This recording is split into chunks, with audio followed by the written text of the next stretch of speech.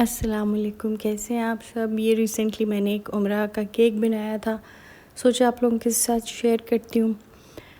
मैंने बड़े ही सिंपल तरीके से बनाया था। मेरे पास ये फ्रंट पे जो मॉस्क्स लगती हैं ना, उनका मेरे पास कोई कटर नहीं है, तो वो मैं ख़ुद ही अपने जुगाड़ से बनाती हूँ। अच्छा, ये सबसे पहले जायनमाज़ बना लिया। ये सबसे सिंपल चीज़ थी इस केक की।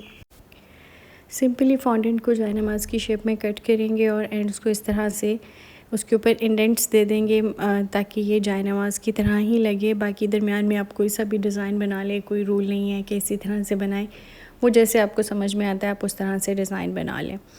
ये मुझे अर्जेंट ऑर्डर ही आया था, शाम में कंफर्म हुआ था ऑर्डर। उन्हें अर्ली मॉर्निंग चाहिए था नेक्स्ट डे। इस तरह के ऑर्डर्स का फॉन्डेंट वर्क अगर कुछ हो तो वो फिर मैं पहले ही करके रख लेती हूँ और कोशिश करती हूँ कि केक की फिलिंग फ्रॉस्टिंग भी टाइम पे ही हो जाए, क्योंकि गर्मी का मौसम है। केक को थोड़ा सा चिल्ड ही होना चाहिए ताकि वो सेफ़ली डिलीवर हो जाए। और फिर अगर ऊपर फॉन्डेंट टॉपर्स हों फिर तो बहुत ज़्यादा ज़रूरी है। तस्बीह बनाने के लिए मैंने पर्ल्स वाला मोल्ड यूज़ किया है। ये आपके पास होगा तो बहुत आसानी हो जाएगी आपको इस तरह के टॉपर बनाने में, वरना आपको बहुत ज़्यादा टाइम लगेगा एक एक पर्ल को हाथ से बनाना, फिर उनका साइज़ मैच करना बड़ा मुश्किल काम हो जाएगा।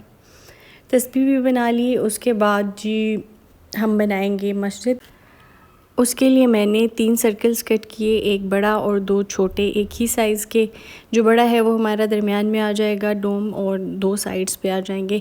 दरमियान में मीनार बनाएंगे, वो भी इसी तरह से मैंने कट कर लिए थे फॉन्डेंट के साथ ही, और हल्की फुल्की हाथ से उनको शेप दे ली जिससे वो मीनार जैसे ही लगें। अच्छा, कहीं से अगर इसका कटर मिलता है तो मुझे ज़रूर बताइएगा, ज़्यादा आसानी हो जाएगी, ज़्यादा नीटनेस आ जाएगी। कोशिश तो यही होती है कि नीट ही बने, लेकिन जो कटर से नीटनेस आती है वो ऑब्वियसली आपके हाथ से कटे हुए फॉन्डेंट में नहीं आती। तो अगर आप लोगों में से किसी को पता है कि इसका कटर कहाँ से मिलता है बड़े साइज़ में, छोटे साइज़ में नहीं बड़े साइज़ में, तो मुझे ज़रूर बताइएगा ताकि मैं वो ऑर्डर कर सकूँ। ये प्लेट में ही मैंने आप लोगों को असेंबल करके दिखा दिया कि किस तरह से हम इसे केक के फ्रंट पे अटैच करेंगे। 2 पाउंड में केक बनाना था और वनीला फ्लेवर था। अच्छा, वनीला फ्लेवर जो है ना, मैं 2 तरह से बनाती हूँ। एक तो मैंने आप लोगों के साथ रेसिपी शेयर की हुई है मॉइस्ट वनीला स्पंज की। एक तो उस स्पंज के साथ फिलिंग में मैं व्हिपिंग क्रीम ही यूज़ करती हूँ, और एक मैं बनाती हूँ शिफॉन स्पंज के साथ। उसकी सोकिंग जो है वो मैं मिल्क के साथ करती हूँ और उसमें मीठे के लिए कंडेंस्ड मिल्क ऐड कर लेती हूँ। वो भी बहुत मज़े का लगता है। तो जो कस्टमर की प्रेफरेंस हो मैं उसी तरह से उनको बना देती हूँ। इसके लिए मैंने शिफॉन स्पंज यूज़ किया था।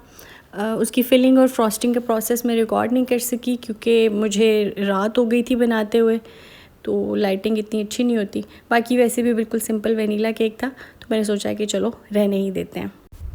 आजकल बारिशें बहुत ज़्यादा हो रही हैं। आप लोग किस इलाके से हैं, आपके वहाँ पे कैसा मौसम है, कितनी बारिशें हुई। बहुत सारे लोगों का बहुत ज़्यादा नुकसान भी हो गया।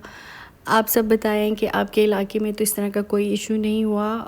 बारिशों के बाद मौसम अच्छा ही रहा, हालात ठीक रहे। बहुत सारी ऐसी ख़बरें देखने में मिल रही हैं कि किसी का घर बह गया, किसी के घर का बहुत सारा नुकसान हो गया। बाकी जो इंसानी जानें जा रही हैं वो तो एक दुख की बात है। तो अल्लाह ताला सबको अपने हिफ्ज़ व अमान में रखे, सब सेफ़ रहें, सबके घर सेफ़ रहें, सबकी जान माल सब सेफ़ रहे। जो इंस्पिरेशन पिक्चर उन्होंने मेरे साथ शेयर की थी उसमें केक के टॉप पे सिर्फ एक तस्बीह और जायनमाज़ ही था। उन्होंने कहा जो खाली स्पेस है वहाँ आप खाना काबा बना के प्लेस कर दें। अब मुझे ये बात कुछ मुनासिब नहीं लग रही थी कि वो बाद में उसको डिस्कार्ड करेंगे, काटेंगे, कुछ भी करेंगे उसके साथ। तो मुझे लग रहा था कि जैसे डिसरिस्पेक्ट में ना आ जाए। तो फिर मैंने उनसे डिस्कस किया और मैंने कहा कि आप प्लीज़ अगर हो सकता है तो कुछ और बनवा लें। उन्होंने कहा कि ठीक है, आप थीम के अकॉर्डिंग कुछ भी बना दें। फिर मैंने खजूर बना दी और एक आब ज़मज़म की बॉटल बना दी।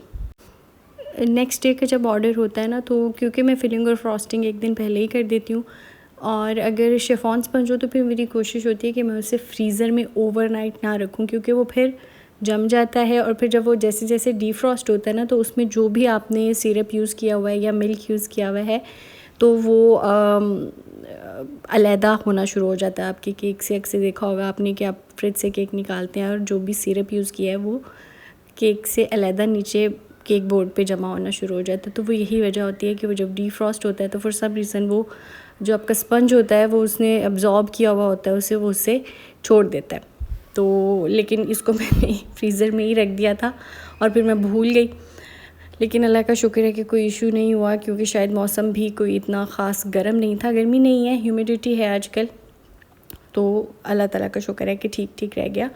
अच्छा जी, जो तस्वीर बनानी थी इसमें हमने दरमियान में मोस्टली गोल्डन बीड्स होते हैं, लेकिन उनके इंस्पिरेशन पिक्चर में वाइट थे, तो उसके लिए मैंने फिर पर्ल्स जो होते हैं हमारे पास एडिबल पर्ल्स वो यूज़ कर लिए। अच्छा, कुछ लोग ना कमेंट में कह रहे होते हैं आप रेसिपी बताया करें। मेरे चैनल पे सब चीज़ों की रेसिपीज़ अवेलेबल हैं, जो मैं बटर क्रीम्स यूज़ करती हूँ, जो मैं केक्स बनाती हूँ, गनाश की रेसिपी अवेलेबल है, हर चीज़ की रेसिपी अवेलेबल है। प्लीज़ आप लोग चेक कर लें। बहुत सारे लोग कमेंट में मुझसे वही चीज़ें पूछ रहे होते हैं जो मैं बता चुकी हूँ ऑलरेडी वीडियो में। प्लीज़ वीडियो पूरा देख लिया करें, फिर भी कुछ समझ नहीं आया तो पूछा करें। इंशाल्लाह I will see you tomorrow. Allah हाफ़िज़।